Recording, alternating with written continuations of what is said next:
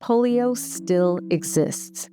For decades, we've been tirelessly working to eradicate this virus, and we've come incredibly close.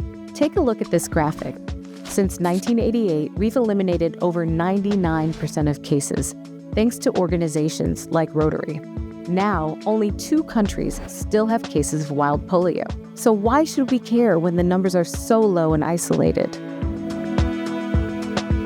Polio, or poliomyelitis, is a highly infectious viral disease that can affect the brain and spinal cord, causing paralysis. Children under 5 are at the highest risk, but anyone who is unvaccinated remains vulnerable.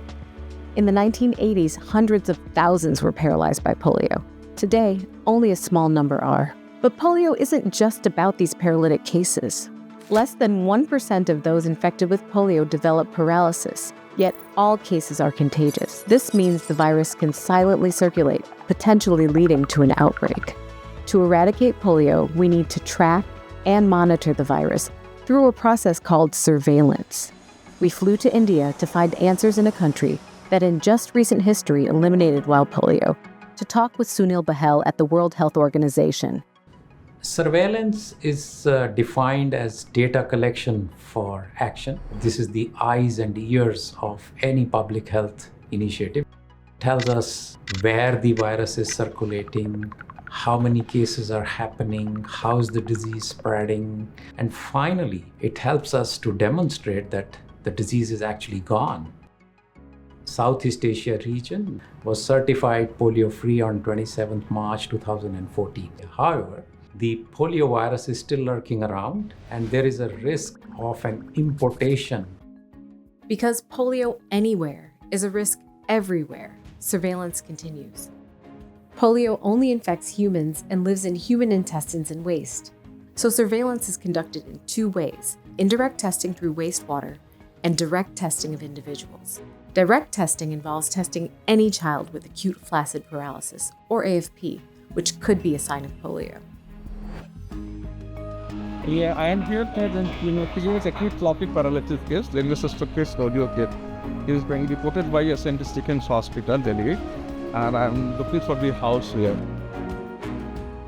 There is an extensive system that has been put in place by the program, बाहर में खींचे, बाहर में करें. Okay, good. in which every child who has acute flaccid paralysis is detected, reported, and investigated. This is the AFP processing room wherein we receive the stool samples from acute flaccid paralysis patients. Get around 40 to 50 samples every day.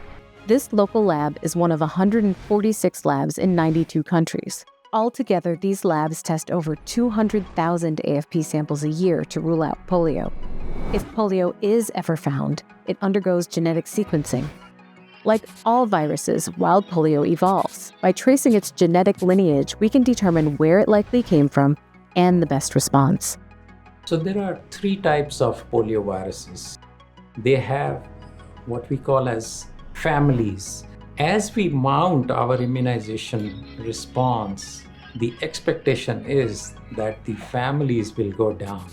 So there are type 1, type 2, and type 3. And each of these viruses is a disease in itself. And 2 of these diseases have been eradicated globally. 2 diseases are down, and the positive trends in our worldwide fight continue. In the past decade, the genetic diversity of polio type 1 has been steadily shrinking, bringing us closer to complete worldwide eradication. I mean, there's no reason why it should not be eradicated. And I know it's going to happen. It's just a matter of time.